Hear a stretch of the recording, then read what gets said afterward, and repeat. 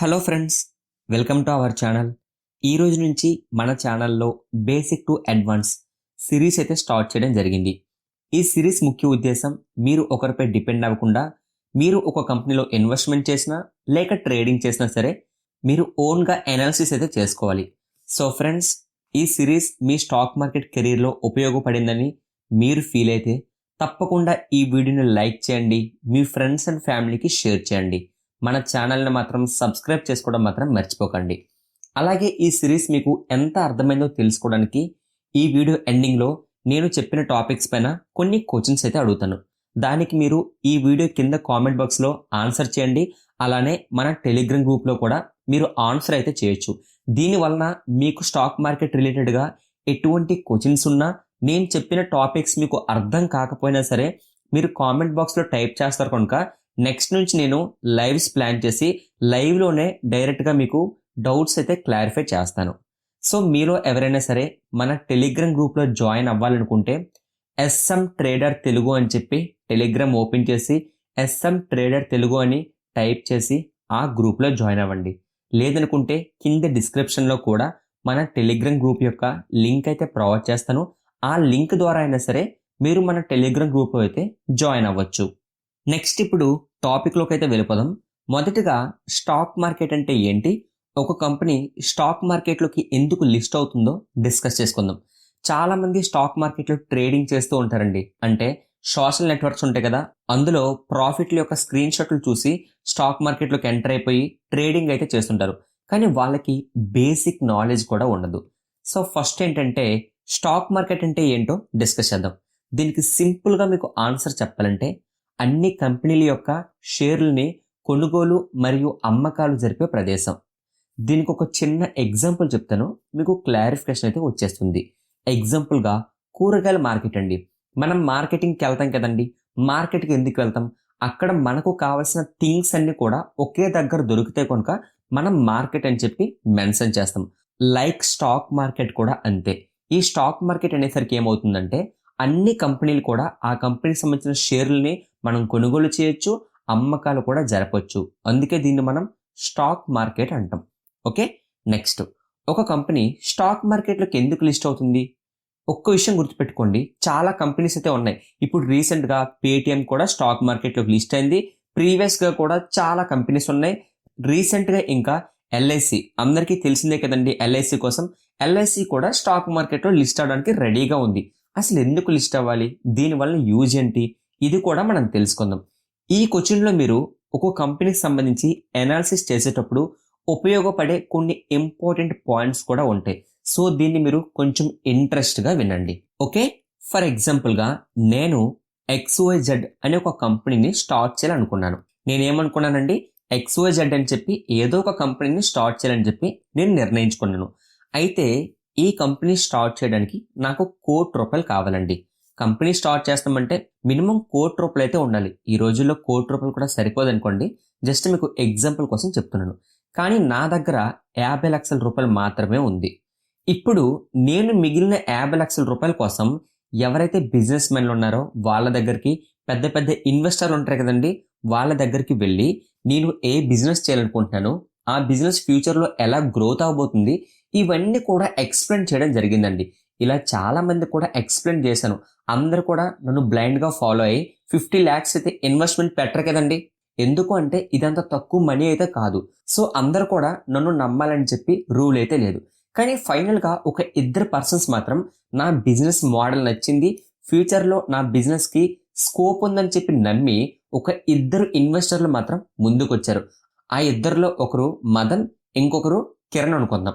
Okay, అంటే మొత్తం ఇప్పుడు ఎంతమంది అయ్యామండి? ముగ్గురు అయ్యాం. నేను ₹50,00,000 ఇన్వెస్ట్ చేస్తున్నాను, మదన్ 25 lakhs, కిరణ్ 25 lakhs అయితే ఇన్వెస్ట్ చేయడానికి రెడీ అయ్యారు. సో ఇప్పుడు ఈ కంపెనీ కోసం కావాల్సిన ₹1,00,00,000 అయితే సెట్ అయిపోయింది. కాబట్టి కంపెనీ అయితే స్టార్ట్ అయిపోయింది. సో ఎవరైతే ఇద్దరు ఇన్వెస్టర్లు ఉన్నారు కదండి, ఈ కంపెనీలో ఇన్వెస్ట్ చేసిన వాళ్ళు వచ్చి డబ్బులు ఇచ్చేసి వెంటనే వెళ్ళిపోతారా? ఫర్ ఎగ్జాంపుల్గా నేను స్టార్ట్ చేసిన కంపెనీ రేపు మంచి సక్సెస్ఫుల్గా రన్ అయ్యి మంచి ప్రాఫిట్స్ వస్తున్నాయి అనుకోండి, వాళ్ళకి నేను హ్యాండ్ ఇస్తే వాళ్ళ యొక్క 50 lakhs పోతుంది కదా. సో వాళ్ళు ఏమంటారంటే, మేము ఈ కంపెనీలో ఇన్వెస్ట్మెంట్ చేసినట్లుగా మాకు ఏదైనా ప్రూఫ్ కావాలంటారు. సో దానికోసం నేనేం చేస్తాను, ఈ కంపెనీ యొక్క వాల్యుయేషన్ ఎంత అండి? 1 crore అంటే ₹1,00,00,000. సో ఈ ₹1,00,00,000 నేను ఏం చేస్తానంటే ఒక ఫిక్స్డ్ వాల్యూతో 10 lakhsని మల్టిప్లై చేస్తాను. ఈ 10 lakhs ఏదైతే ఉందో ఈ 10 lakhsని మనం షేర్లు అంటాం. అంటే ఈ కంపెనీలో 10 lakhs షేర్లు అయితే ఉన్నాయి. సో ఆ ఫిక్స్డ్ వాల్యూ ₹10 అనుకుందాం. ఈ ఫిక్స్డ్ వాల్యూని మనం ఏదైతే మెన్షన్ చేస్తున్నామో దాన్నే ఫేస్ వాల్యూ అంటారు. ఓకే, ఇక్కడ మీరు కొంచెం కన్ఫ్యూజ్ అవడానికి ఒక ఛాన్స్ అయితే ఉంది. ఎందుకు ఎలా చేయాలనేది ఇప్పుడు నేను చెప్పిన దాని ప్రకారంగా మీకు అర్థమవుతుంది. సో ఇప్పుడు మనము మల్టిప్లై చేసిన దాని ప్రకారంగా 10 lakhs షేర్లు అయితే వచ్చాయి కదా. ఇప్పుడు నేను ఈ కంపెనీలో ఇన్వెస్ట్మెంట్ చేసింది ఎంత అండి? ₹50,00,000. సో నాకు ఎన్ని షేర్లు వస్తాయి? 5 లక్షల షేర్లు నాకు వస్తాయి. మదన్కి 2.5 lakhs షేర్లు వెళ్తాయి. కిరణ్కి 2.5 lakhs షేర్లు అయితే వెళ్తాయి. అంటే ఇప్పుడు వాళ్ళకు కూడా ఈ కంపెనీలో వాటా ఉందని చెప్పి డిసైడ్ అయితే అయిపోయింది. ఎందుకంటే షేర్లు డివైడ్ అయిపోయాయి కదండి. సో ఎప్పుడైనా సరే ఒక కంపెనీకి సంబంధించి మీరు అనాలిసిస్ చేసేటప్పుడు ప్రమోటర్స్ యొక్క హోల్డింగ్ అని ఉంటుందండి. ఓకే, మీరు అది ఏ కంపెనీ అవ్వచ్చు, ప్రమోటర్స్ హోల్డింగ్ అని కనిపించినప్పుడు మీకు గుర్తు రావాల్సింది ఏంటంటే ఎవరైతే ఈ కంపెనీ స్టార్ట్ అవ్వడానికి మనీ ఇన్వెస్ట్మెంట్ చేశారో వాళ్ళని ప్రమోటర్స్ అంటారు. అంటే లైక్ నేను, మదన్, కిరణ్ ఈ కంపెనీ యొక్క ప్రమోటర్స్ అవుతాము. ఎందుకు అంటే మేము మనీ ఇన్వెస్ట్మెంట్ చేయడం వల్లనే ఈ XYZ అనే ఒక కంపెనీ స్టార్ట్ అయింది. సో మేము ప్రమోటర్స్ అవుతాము. ఓకేనా, ఇక్కడ వరకు మీకు క్లారిఫికేషన్ అయితే వచ్చింది కదండి. సో ఇప్పుడు నేనేం చేస్తానంటే మీకు ఒక కంపెనీకి సంబంధించి ప్రమోటర్స్ యొక్క హోల్డింగ్స్ ఎక్కడ ఉంటాయో మీకు చూపిస్తాను. దీనివల్ల నెక్స్ట్ టైం మీరు ఒక కంపెనీని అనాలిసిస్ చేయాలంటే చాలా సింపుల్గా అయితే ఉంటుంది. సో ఫస్ట్ నేను ఏం చేస్తానంటే గూగుల్ అయితే ఓపెన్ చేస్తాను. ఓపెన్ చేసి మీరు స్క్రీనర్ అని చెప్పి ఒక వెబ్సైట్ని అయితే టైప్ చేయవలసి ఉంటుంది. టైప్ చేసిన వెంటనే ఇంటర్ఫేస్ అనేది ఇలా ఓపెన్ అవుతుంది. ఓపెన్ అయిన తర్వాత దీన్ని ఫస్ట్ మీరు క్లిక్ చేయండి. క్లిక్ చేసిన వెంటనే స్క్రీనర్ యొక్క వెబ్సైట్ అనేది ఓపెన్ అవుతుంది. ఇక్కడ చూసారా సెర్చ్ ఫర్ ఏ కంపెనీ అని ఉంది కదండి. ఇక్కడ మీరు ఏం చేస్తారంటే విప్రో అని టైప్ చేయండి. మీకు నచ్చిన కంపెనీస్ అన్నిటిని కూడా మీరు టైప్ చేసుకోవచ్చు. జస్ట్ మీకు ఎక్స్ప్లెయిన్ చేస్తున్నాను కనుక విప్రోని అయితే నేను ఓపెన్ చేస్తున్నాను. ఓపెన్ చేసిన తర్వాత ఇలా కిందకి స్క్రోల్ చేయండి. స్క్రోల్ చేసిన తర్వాత ఇక్కడ షేర్ హోల్డింగ్ ప్యాటర్న్ ఉంది కదండి. ఇక్కడ ఎవరెవరికి ఎంత వాటా ఉందో మనం చూడొచ్చు. ఇందులో ఫస్ట్ చూడండి ప్రమోటర్స్ ఉంది కదండి. ఈ ప్రమోటర్స్ యొక్క హోల్డింగ్స్ ఎంత ఉన్నాయండి? 73% ఉన్నాయి. అంటే ఈ కంపెనీలో ప్రమోటర్స్ యొక్క వాటా 73% అయితే ఉంది. సో మీకు అర్థమైంది కదా ఎక్కడ ప్రమోటర్స్ యొక్క వాటా చూడాలో. మీకు ఇందులో ఒక ఇంపార్టెంట్ ఇన్ఫర్మేషన్ చెప్తే గుర్తుపెట్టుకోండి. మీరు ఎప్పుడైనా సరే ఒక కంపెనీలో ఇన్వెస్ట్మెంట్ చేయాలనుకుంటే ఆ కంపెనీని అనాలిసిస్ చేసేటప్పుడు ప్రమోటర్స్ యొక్క హోల్డింగ్స్ మినిమం 50% అబోవ్ ఉండేలా చూసుకోండి. ఎందుకు అంటే ఇప్పుడు XYZ అనే ఒక కంపెనీ ఉంది. ఆ కంపెనీని స్టార్ట్ చేసింది మేము ముగ్గురు స్టార్ట్ చేసాం. మాకే మినిమం 50% హోల్డింగ్స్ అందులో లేవు అంటే అర్థం ఏంటండి? ఆ కంపెనీపై మాకు నమ్మకం లేదు. నమ్మకం ఉంటే మేము ఉంచుకుంటాం కదా. సో మాకే నమ్మకం లేనప్పుడు మీరు మా కంపెనీలో ఎలా ఇన్వెస్ట్మెంట్ చేస్తారు? అర్థమవుతుందండి మీకు పాయింట్. సో ఎప్పుడైనా సరే ఒక కంపెనీకి సంబంధించి అనాలిసిస్ చేసేటప్పుడు ఆ కంపెనీ యొక్క ప్రమోటర్స్ యొక్క హోల్డింగ్ అనేది మినిమం 50% అబోవ్ ఉండేలా చూసుకోవాలి. అలా అని చెప్పి అన్ని కంపెనీస్ కూడా ఇలానే ఉండాలంటే మ్యాక్సిమం మీరు సేఫ్గా ఉండాలి, సేఫ్ ఇన్వెస్టర్గా ఉండాలి అంటే 50% అబోవ్ ఉన్న కంపెనీస్లో ఇన్వెస్ట్మెంట్ చెయ్యండి. సో మీకు క్లారిఫికేషన్ అయితే వచ్చింది కదండి. ఒక కంపెనీకి సంబంధించి అనాలిసిస్ చేసేటప్పుడు ప్రమోటర్స్ యొక్క హోల్డింగ్ అని మీకు కనిపించింది అంటే మీరు అర్థం చేసుకోవాల్సింది ఈ కంపెనీ స్టార్ట్ అవడానికి ఎవరైతే ఇన్వెస్ట్మెంట్ చేస్తారో వాళ్ళు అని చెప్పి. నెక్స్ట్ మీకు ఇంకొక చిన్న డౌట్ అయితే రావాలి. ఇంతకు ముందు ఒక ఇద్దరు ఇన్వెస్టర్లు ఇందులో ఇన్వెస్ట్మెంట్ చేశారు కదా, వాళ్ళకి వాటా ఉండాలని చెప్పి మనం ఒక చిన్న క్యాలిక్యులేషన్ చేసాం. ఏం చేసామండి? 1 crore equal to 10 multiply 10 lakhs చేసాం. ఇక్కడ ఈ ₹10 ఏదైతే ఉందో దాన్ని ఫేస్ వాల్యూ అంటారు. ఈ కంపెనీ స్టార్ట్ అయ్యేటప్పుడే ఈ ఫేస్ వాల్యూను డిసైడ్ చేయడం జరుగుతుంది. అయితే ఇక్కడ మీకు వచ్చే డౌట్ ఏంటంటే ఫేస్ వాల్యూ ప్రతి కంపెనీకి కూడా ₹10 ఉండాలా? అలా ఏం అవసరం లేదండి.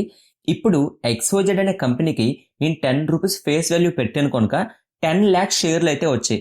కొన్ని కంపెనీస్కి ₹5 ఫేస్ వాల్యూ ఉంటుంది. అప్పుడేమవుతుంది? 20 lakhs షేర్లు అయితే వస్తాయి. సో ఇలాగా కంపెనీ స్టార్ట్ చేసేటప్పుడే ఏ కంపెనీకి నచ్చిన ఫేస్ వాల్యూను ఆ కంపెనీ అనేది డిసైడ్ చేసుకోవడం జరుగుతుంది. సో ఫేస్ వాల్యూ 10 రూపీసే ఉండాలి, 5 రూపీసే ఉండాలని చెప్పి రూల్ అయితే లేదు. ఇప్పుడు మీకు ఫేస్ వాల్యూ అంటే అర్థమైంది కదా. ఒక కంపెనీ వాల్యూషన్ని ఒక ఫిక్స్డ్ వాల్యూతో 10 lakhs మల్టిప్లై చేసాం కదండి, ఆ ఫిక్స్డ్ వాల్యూనే మనం ఫేస్ వాల్యూ అంటాం.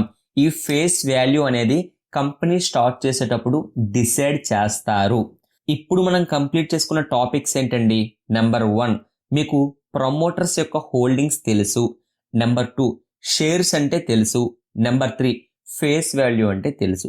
ఇప్పుడు మీకు ఏం చేస్తానంటే, ఇంతకు ముందు స్క్రీనర్ వెబ్సైట్లోకి తీసుకెళ్ళాను కదండి, అదే వెబ్సైట్లోకి తీసుకుని వెళ్ళి ఫేస్ వాల్యూ ఎక్కడ ఉంటుందో చూపిస్తాను.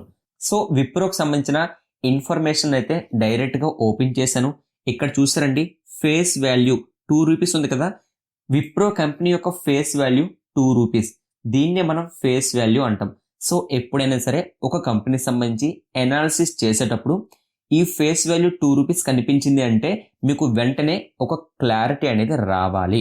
నెక్స్ట్ మనం డివిడెండ్ కోసం మాట్లాడుకుందాం. అసలు డివిడెండ్ అంటే ఏంటి? మీరు ఏ కంపెనీలో అయితే ఇన్వెస్ట్మెంట్ చేశారో ఆ కంపెనీ బాగా గ్రోత్ అయి మంచి ప్రాఫిట్స్ వచ్చాయి అనుకోండి, ఆ ప్రాఫిట్స్ని షేర్ హోల్డర్స్ ఉంటారు కదండి, మీరు ఒక కంపెనీలో ఇన్వెస్ట్మెంట్ చేశారు అంటే ఆ కంపెనీలో మీకు కూడా వాటా ఉంది అని అర్థం. సో ఆ కంపెనీ బాగా గ్రోత్ అయి ప్రాఫిట్స్ వచ్చినా సరే మీరు ప్రాఫిట్లో ఉంటారు, లాస్ వచ్చినా సరే మీరు లాస్లో ఉంటారు. ఇది బేసిక్ అండి. మరి ఆ కంపెనీ డివిడెండ్స్ ఎందుకు ఇస్తుంది అనేది మనం డిస్కస్ చేద్దాం. సో ఎప్పుడైతే ఒక కంపెనీ మంచి ప్రాఫిట్స్ని పోస్ట్ చేస్తుంటుందో ఆ టైంలో ఏం చేస్తుందంటే కొంత క్యాష్ని డివిడెండ్ రూపంలో ఎవరైతే ఆ కంపెనీలో ఇన్వెస్ట్మెంట్ చేసిన షేర్ హోల్డర్స్ ఉంటారో, లైక్ మనం ఇన్వెస్ట్మెంట్ చేసినా సరే మనకు డివిడెండ్ రూపంలో మనీ ఇస్తుంది. సో ఎప్పుడైనా సరే గుర్తుపెట్టుకోండి, ఒక కంపెనీ డివిడెండ్ ఇస్తుంది అంటే ఆ కంపెనీని మనం పాజిటివ్గా చూడొచ్చు. సెకండ్ వన్, కంపెనీ డివిడెండ్ ఎందుకు ఇస్తుందండి? ఆ కంపెనీకి మంచి ప్రాఫిట్స్ వచ్చాయి కనుక ఆ ప్రాఫిట్స్ని క్యాష్ రూపంలో షేర్ హోల్డర్స్తో షేర్ చేసుకుంటుంది. దీన్నే డివిడెండ్ అంటాం. కానీ డివిడెండ్ అనేసరికి కొన్ని ఇంపార్టెంట్ డేట్స్ ఉంటాయి, వీటి కోసం మాత్రం తప్పకుండా మీరు తెలుసుకోవాలి. దీనికోసం నేను ఏం చేశానంటే మనీ కంట్రోల్ అనే ఒక వెబ్సైట్ని అయితే ఓపెన్ చేయడం జరిగింది. ఓపెన్ చేసి 2021లో కొన్ని కంపెనీస్ అయితే డివిడెండ్ అయితే పోస్ట్ చేశాయి కదండి, ఆ కంపెనీస్ యొక్క లిస్ట్ అనేది ఇక్కడ ప్రొవైడ్ చేయడం జరిగింది. ఇక్కడ మీరు అర్థం చేసుకోవాల్సింది ఏంటంటే ఒక కంపెనీ 3 టైప్స్లో డివిడెండ్ అయితే ప్రకటిస్తుంది. 1 ఇంటర్మ్, 2 ఫైనల్, 3 స్పెషల్. ఈ 3 టైప్స్లో కూడా డివిడెండ్ అయితే ప్రకటిస్తుంది. నెక్స్ట్ మీరు గుర్తుపెట్టుకోవాల్సింది, ఒక కంపెనీ డివిడెండ్ని ప్రకటించేటప్పుడు 3 ఇంపార్టెంట్ డేట్స్ అయితే ఉంటాయండి. ఇది మస్ట్ అండ్ షుడ్ మీరు తెలుసుకోవాలి.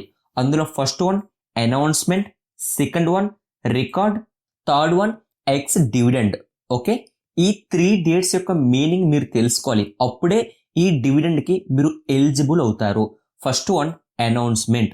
అనౌన్స్మెంట్ అంటే మీకు అందులోనే అర్థమైపోవాలి, ఏ డేట్ని అయితే అనౌన్స్ చేస్తారో దాన్నే అనౌన్స్మెంట్ డేట్ అంటాం. ఇందులో కన్ఫ్యూజ్ అయితే లేదు. Next record date.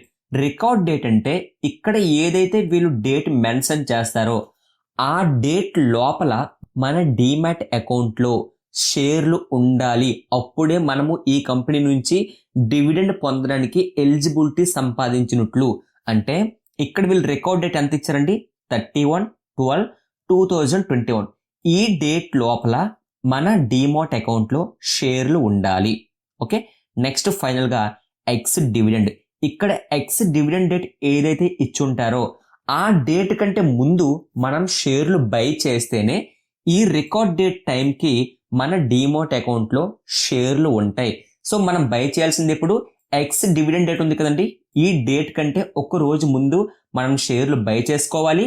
మనం బై చేసుకున్న షేర్లు రికార్డ్ డేట్ టైంకి మన డీమాట్ అకౌంట్లో ఉండాలి. అనౌన్స్మెంట్ డేట్ అంటే ఏంటి? ఏ రోజైతే అనౌన్స్ చేస్తారో ఆ డేట్ని మనం అనౌన్స్మెంట్ డేట్ అంటాం. సో మీకు క్లారిఫికేషన్ అయితే వచ్చింది కదండి. ఈ 3 డేట్లు అయితే చాలా ఇంపార్టెంట్. ఒక కంపెనీ ఎప్పుడైనా సరే డివిడెండ్ని పోస్ట్ చేసేటప్పుడు ఈ 3 డేట్లను కూడా మెన్షన్ చేస్తుంది, మీరు కన్ఫ్యూజ్ అవ్వకూడదు. నెక్స్ట్ మీరు తెలుసుకోవాల్సింది ఇక్కడ అబ్జర్వ్ చేయండి, పర్సెంటేజ్. అసలు ఈ పర్సెంటేజ్ ఏంటి?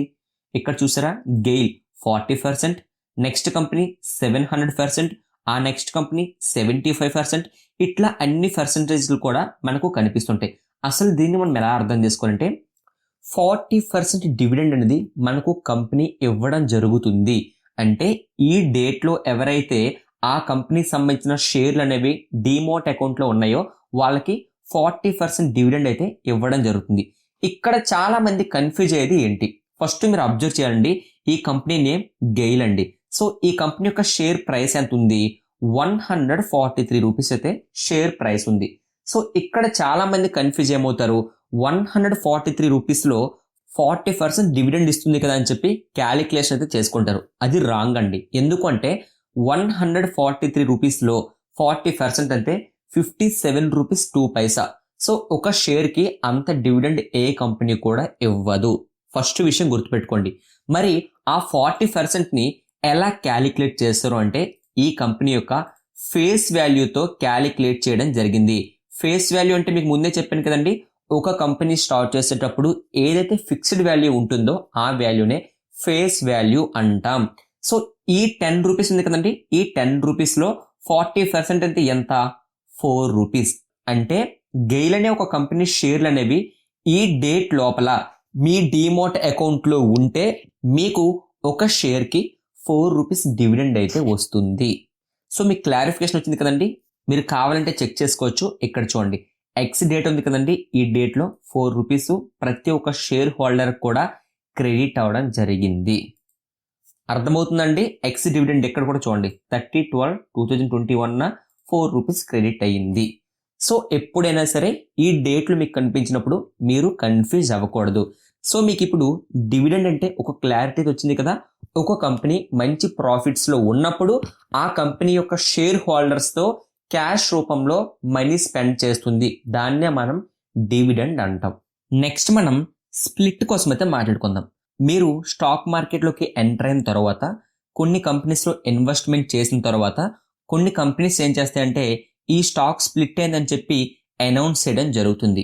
ఇక్కడ మీరు కన్ఫ్యూజ్ అవ్వాల్సిన అవసరం ఏం లేదండి. ఒక కంపెనీ యొక్క ఫేస్ వాల్యూ 10 రూపీస్ ఉందనుకుందాం. ఆ కంపెనీలో 1000 షేర్లు ఉన్నాయనుకుందాం. ఎగ్జాంపుల్గా చెప్తున్నాను, XYZ అనే ఒక కంపెనీ ఉంది. ఆ కంపెనీ ఏం చేసిందంటే స్ప్లిట్ని అనౌన్స్ చేసింది. అనౌన్స్ చేసే టైంకి ఆ కంపెనీ యొక్క ఫేస్ వాల్యూ 10 రూపీస్ ఉంది. ఆ కంపెనీలో ఉన్న షేర్లు 1000 ఉన్నాయి. ఇప్పుడు ఎప్పుడైతే స్ప్లిట్ని అనౌన్స్ చేసిందో ఆ కంపెనీ ఫేస్ వాల్యూ ఎంత అని చెప్పానండి? 10 రూపీస్. సో ఆ 10 రూపీస్ ఆఫ్ అయిపోతుంది. అంటే ఫేస్ వాల్యూ అనేది ఇప్పుడు ఎంత అవుతుంది? 5 అవుతుంది. 10 డివైడెడ్ బై 2 చేస్తే ఎంత అయిందండి? 5 కదా. ఇంతకు ముందు ఫేస్ వాల్యూ 10 రూపీస్ ఉండేది. ఇప్పుడు స్ప్లిట్ అనౌన్స్ చేసిన తర్వాత ఆ కంపెనీ యొక్క ఫేస్ వాల్యూ 5 రూపీస్ అవుతుంది. మరి షేర్లు, ఇంతకు ముందు ఆ కంపెనీలో ఉన్న షేర్లు 1000 ఉండేవి. ఇప్పుడు ఆ కంపెనీలో ఉన్న షేర్లు 2000గా మారుతాయి. అంతే తప్ప ఎటువంటి చేంజెస్ కూడా ఉండదు. ఇప్పుడు ఈ కంపెనీ యొక్క షేర్లు ఏంటండి? 2000గా మారే, ఫేస్ వాల్యూ ఏమైంది? ఆఫ్ అయిపోయింది. అంటే 5 రూపీస్గా చేంజ్ అయింది. సో ఎప్పుడైనా సరే ఒక కంపెనీ స్ప్లిట్ని అనౌన్స్ చేసింది అంటే ఫేస్ వాల్యూ ఆఫ్ అవుతుందని మీకు అర్థం అవ్వాలి. షేర్లు అనేవి డబుల్ అవుతాయి అని చెప్పి మీరు అర్థం చేసుకోవాలి. కానీ ఇక్కడ కూడా మీరు గుర్తుపెట్టుకోవాల్సింది 3 ఇంపార్టెంట్ డేట్స్ అండి. డివిడెండ్ కోసం ఎక్స్ప్లెయిన్ చేసేటప్పుడు చెప్పాను కదండి, announcement date, record date, X split date. ఇంతకు ముందు డివిడెండ్ కోసం చెప్పేటప్పుడు ఎక్స్ డివిడెండ్ డేట్ అని చెప్పాను కదా. ఇప్పుడు ఏమవుతుందంటే ఎక్స్ స్ప్లిట్ డేట్ అండి. అంటే అనౌన్స్మెంట్ డేట్ అంటే ఏంటండి? ఏ డేట్ని అయితే వీళ్ళు అనౌన్స్ చేస్తారో దాన్ని అనౌన్స్మెంట్ డేట్ అంటాం. రికార్డ్ డేట్ కంటే ముందు మన డీమోట్ అకౌంట్లో షేర్లు ఉండాలి. నెక్స్ట్ ఎక్స్ స్ప్లిట్ డేట్ అంటే ఏంటండి? ఆ డేట్ కంటే ఒక రోజు ముందు మనం షేర్లని కొనుక్కోవాలి.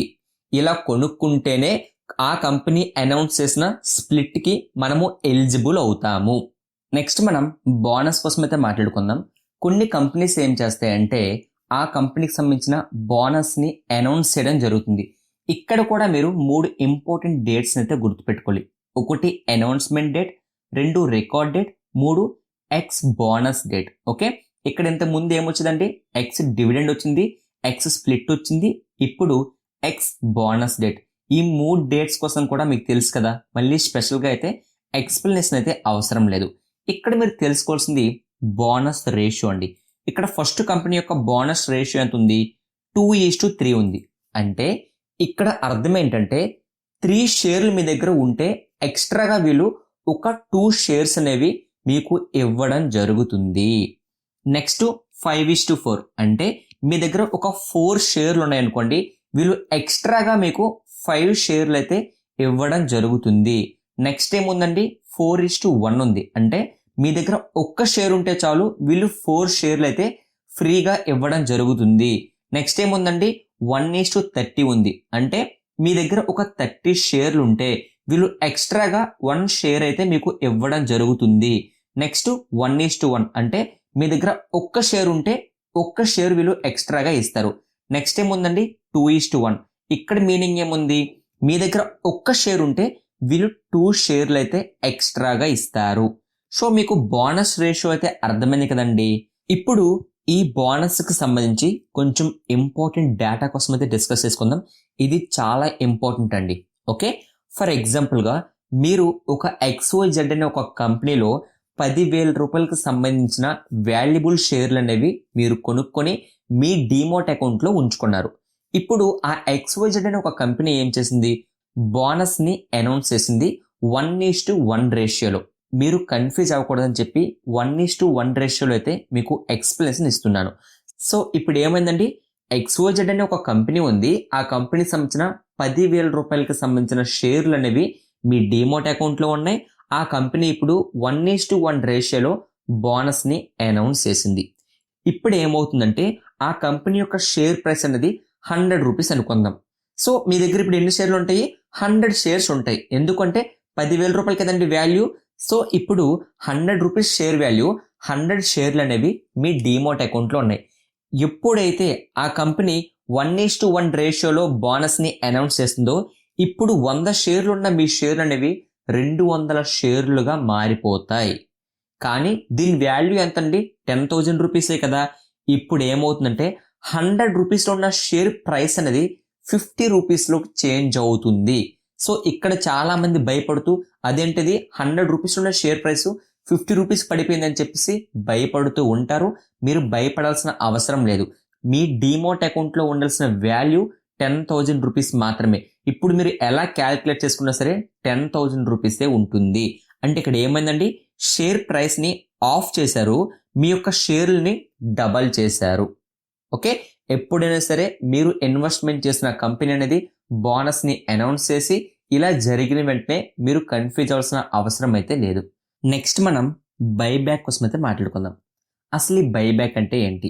కొన్ని కంపెనీస్ ఏం చేస్తాయంటే కరెంట్లీ ఒక కంపెనీ అంటే ఎగ్జాంపుల్గా XYZ అనే ఒక కంపెనీని తీసుకుందాం. ఆ కంపెనీ యొక్క ప్రెజెంట్ షేర్ ప్రైస్ చూసుకుంటే 100 రూపీస్లో ఉంది. సో ఆ కంపెనీ ఏమని అనౌన్స్మెంట్ చేస్తుందంటే మేము ఒక 1000 షేర్లని 120 రూపీస్ రేంజ్లో మేము బైబ్యాక్ చేయాలనుకుంటున్నామని చెప్పి అనౌన్స్ చేస్తారు. సో ఈ బైబ్యాక్లో కూడా మనం గుర్తుపెట్టుకోవాల్సిన డేట్స్ అయితే మర్చిపోకూడదు. Announcement date, record date. అంటే వాళ్ళు ఏదైతే రికార్డ్ డేట్ అని మెన్షన్ చేస్తారో ఆ డేట్ లోపల మన డీమాట్ అకౌంట్లో షేర్లు ఉండాలి. అప్పుడే వాళ్ళు బైబ్యాక్కి ఎలిజిబుల్ అవుతారు. సో ఇప్పుడు ఆ కంపెనీ బైబ్యాక్ని ఎలా ఆఫర్ చేస్తుందో చూద్దాం.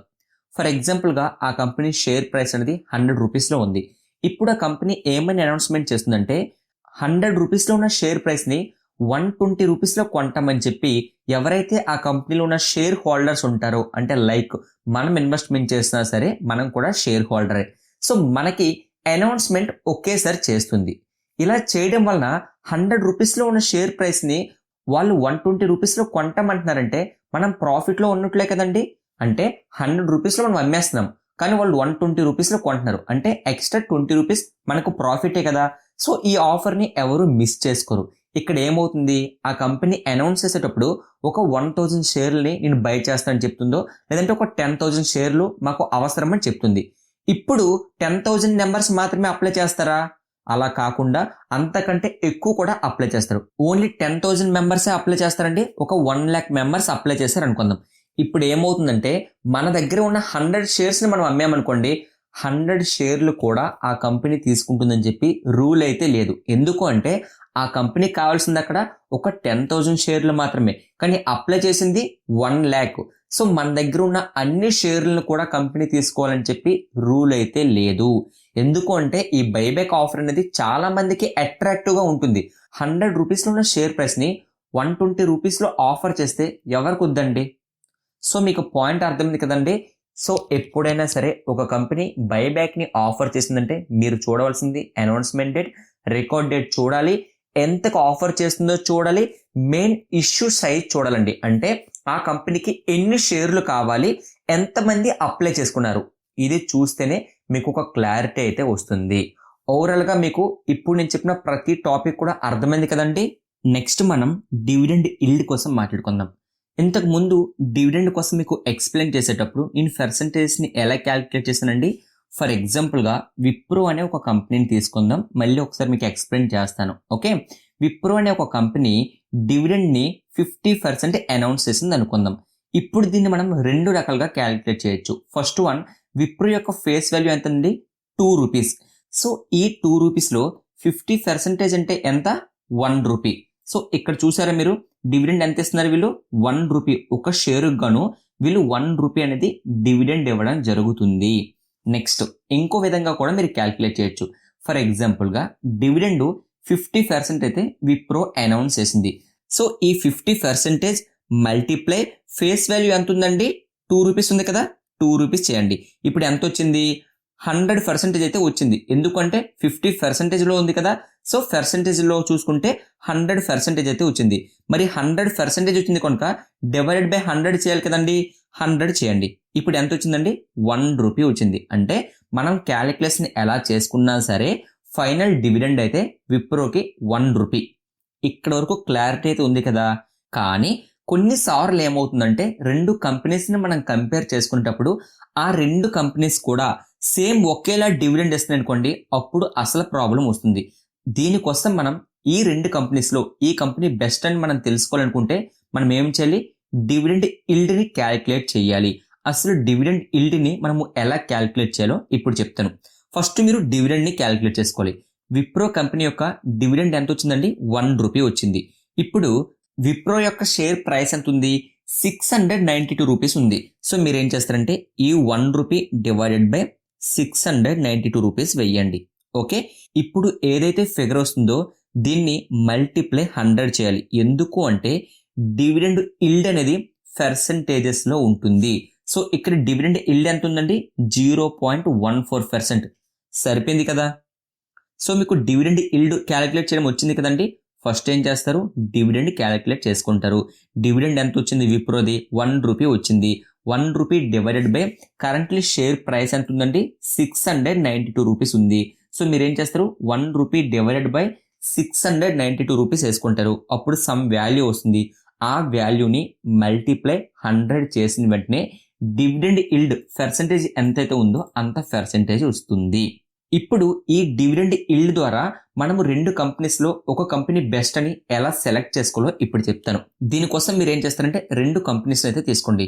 నేను ఏం చేస్తానంటే ఐటీ సెక్టర్ సంబంధించిన రెండు కంపెనీస్ లో ఏ కంపెనీ ఎక్కువగా డివిడెండ్ ఇస్తుందో నేను తెలుసుకోవడానికి రెండు కంపెనీస్ అయితే సెలెక్ట్ చేస్తాను.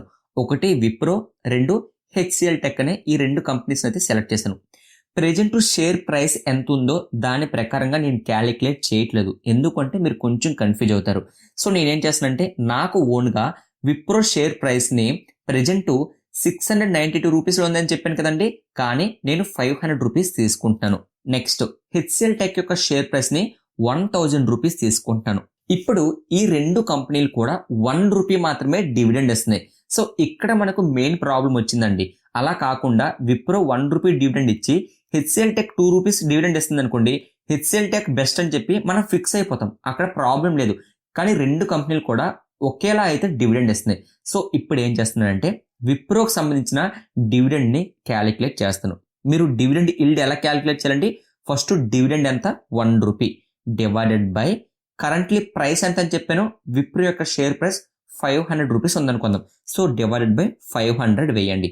వేసిన తర్వాత సమ్ ఫిగర్ వస్తుంది కదండి, దీన్ని మనం మల్టిప్లై 100 చెయ్యాలి.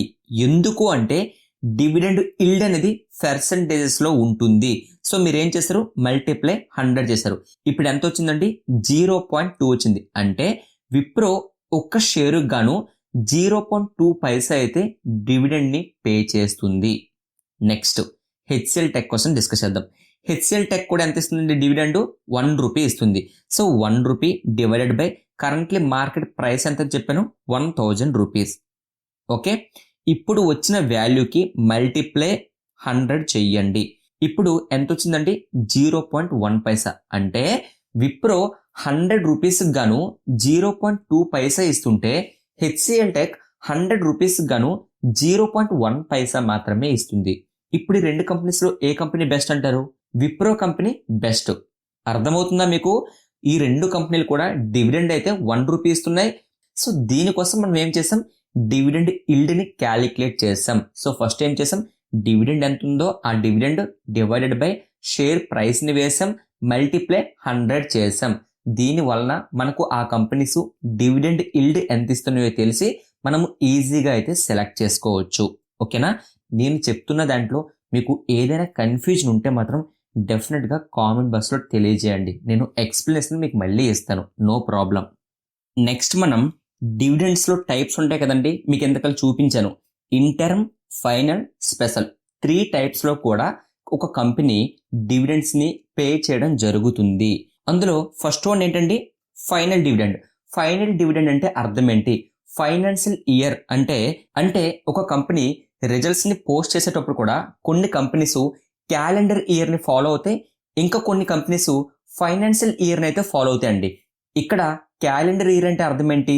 జనవరి నుంచి డిసెంబర్ వరకు క్యాలెండర్ ఇయర్ అంటాం. ఫైనాన్షియల్ ఇయర్ అంటే ఏప్రిల్ 1 నుంచి మార్చ్ 31 వరకుని మనము ఫైనాన్షియల్ ఇయర్ అంటాం. సో ఎప్పుడైనా సరే ఒక కంపెనీ ఫైనల్ డివిడెండ్ ప్రకటించింది అంటే మార్చ్ 31 రేంజ్ లోనే ఫైనల్ డివిడెండ్ అయితే ప్రకటిస్తుంది. Okay. Number 2 interim dividend. Interim dividend అంటే ఫైనాన్షియల్ ఇయర్ అంటే ఏమని చెప్పాను? ఏప్రిల్ 1 నుంచి మార్చ్ 31 వరకు అని చెప్పాను. సో ఎప్పుడైనా సరే ఫైనల్ డివిడెండ్ అనేది మార్చ్ 31 మాత్రమే ఇస్తుంది అని చెప్పాను. నెక్స్ట్ ఇంటర్మ్ డివిడెండ్ అంటే ఫైనాన్షియల్ ఇయర్ మధ్యలో పే చేసే మనీనే ఇంటర్మ్ డివిడెండ్ అంటారు. అంటే ఏప్రిల్ 1 నుంచి మార్చ్ 31 లో ఎప్పుడు పే చేసినా సరే దాన్ని మనం ఇంటర్మ్ డివిడెండ్ అంటాం. Number 3 special dividend. Special dividend అంటే చాలా ఇంపార్టెంట్ అండి. ఎందుకు అంటే ఇంటర్మ్ డివిడెండ్ వేరు, ఫైనల్ డివిడెండ్ వేరు, స్పెషల్ డివిడెండ్ వేరు. స్పెషల్ డివిడెండ్ అంటే ఒక కంపెనీకి చాలా మంచి ప్రాఫిట్స్ అనేవి వచ్చాయండి. అంటే అసెట్స్ అమ్మడం వలన కానీ ఏదో ఒక రీజన్ తో మంచి ప్రాఫిట్స్ వచ్చాయి. ఆ ప్రాఫిట్స్ ని ఏం చేయాలో అర్థం కావట్లేదు, అంటే ఇంకెందులో ఇన్వెస్ట్మెంట్ చేయకుండా ఏం చేయకుండా ఉందనుకోండి, అప్పుడు ఏం చేస్తుందంటే ఆ కంపెనీ షేర్ హోల్డర్స్ ఉంటారు కదండి, వాళ్ళకి స్పెషల్ డివిడెండ్ అని చెప్పి అనౌన్స్ చేసి చాలా ఎక్కువ మనీని అయితే పే చేస్తుంది. అంటే ఫర్ ఎగ్జాంపుల్ గా ఇంటర్మ్ డివిడెండ్ లో ఒక 5 రూపీస్ ఇచ్చింది అనుకుందాం, ఫైనల్ డివిడెండ్ లో ఒక 10 రూపీస్ ఇచ్చింది అనుకుందాం, స్పెషల్ డివిడెండ్ లో ఒక 20 రూపీస్ 30 రూపీస్ ఇవ్వడం జరుగుతుంది. ఫైనల్ ఇంటర్మ్ కంటే స్పెషల్ డివిడెండ్ లో మాత్రం ఎక్కువ మనీని పే చేయడం జరుగుతుంది. అలా అని చెప్పి అన్ని కంపెనీస్ కూడా ఈ 3 టైప్ ఆఫ్ డివిడెండ్స్ ని పే చేస్తాయంటే పే చెయ్యవు. ఇలా పే చేయాలని చెప్పి రూల్ కూడా ఎక్కడ లేదు. అది ఆ కంపెనీపై డిపెండ్ అయి ఉంటుందండి. మేబీ ఆ ప్రాఫిట్స్ ని వాళ్ళు యూజ్ చేసుకుని ఇంకా కంపెనీ గ్రోత్ కూడా చేయొచ్చు. లేదు అనుకుంటే వాళ్ళు షేర్ హోల్డర్స్ కైనా ఇవ్వచ్చు. అంతే తప్ప ప్రాఫిట్ లో ఉన్నంత మాత్రాన ఆ కంపెనీ డివిడెండ్స్ పే చేయాలని చెప్పి రూల్ అయితే లేదు. సో మీకు డివిడెండ్ అంటే అర్థమైంది, డివిడెండ్ ఇల్డ్ అంటే అర్థమైంది. కానీ మేజర్ గా మీరు గుర్తుపెట్టుకోవాల్సింది 3 ఇంపార్టెంట్ డేట్స్. ఒకటి record date, 2 announcement date, 3 X dividend date. Bonus కోసమైనా సరే ఈ డేట్స్ గుర్తుపెట్టుకోవాలి, బైబ్యాక్ కోసమైనా గుర్తుపెట్టుకోవాలి, స్ప్లిట్ కోసమైనా సరే ఈ 3 ఇంపార్టెంట్ డేట్స్ మాత్రం గుర్తు పెట్టుకోవాలి. సో ఫ్రెండ్స్, అర్థమైంది కదండి. ఈ సెషన్స్ లో ఇక్కడితో నేను ఆఫ్ చేస్తున్నాను. నెక్స్ట్ వీడియో అనేది మీకు త్వరలో అయితే అప్లోడ్ చేయడం జరుగుతుంది. సో ఇప్పటి వరకు మనం డిస్కస్ చేసుకున్నవన్నీ కూడా మీకు గుర్తున్నాయి కదండి. ఫస్ట్ ప్రమోటర్స్ కోసం మాట్లాడుకున్నాం, ఒక కంపెనీకి main promoters. Next face value కోసం మాట్లాడుకున్నాం, నెక్స్ట్ షేర్స్ కోసం మాట్లాడుకున్నాం, నెక్స్ట్ స్ప్లిట్ కోసం మాట్లాడుకున్నాం, నెక్స్ట్ బోనస్ కోసం మాట్లాడుకున్నాం, నెక్స్ట్ డివిడెండ్ కోసం మాట్లాడుకున్నాం, నెక్స్ట్ డివిడెండ్ ఇల్డ్ కోసం మాట్లాడుకున్నాం, నెక్స్ట్ ఎన్ని రకాల డివిడెండ్స్ పే చేస్తుంది ఒక కంపెనీ కోసం కూడా మాట్లాడుకున్నాం. ఓవరాల్ గా ఇప్పటి వరకు మాట్లాడుకున్న ప్రతి ఒక్కటి కూడా మీకు అర్థమైంది కదా. ఇంకో చిన్న విషయం అండి, మన ఛానల్ తరపున ఒక చిన్న ఆఫర్ని అయితే చేస్తున్నాను. మీలో ఎవరైనా సరే ఇంతవరకు ఫ్రీగా డిమోట్ అకౌంట్స్ ఓపెన్ చేసుకోకపోతే మన లింక్స్ ద్వారా ఫ్రీగా డిమోట్ అకౌంట్స్ ఓపెన్ చేసుకోండి. ఎందుకు అంటే మీరు స్టాక్ మార్కెట్లో ట్రేడింగ్ చేయాలంటే డెఫినెట్ గా మీకు డిమోట్ అకౌంట్ అయితే కావాలి.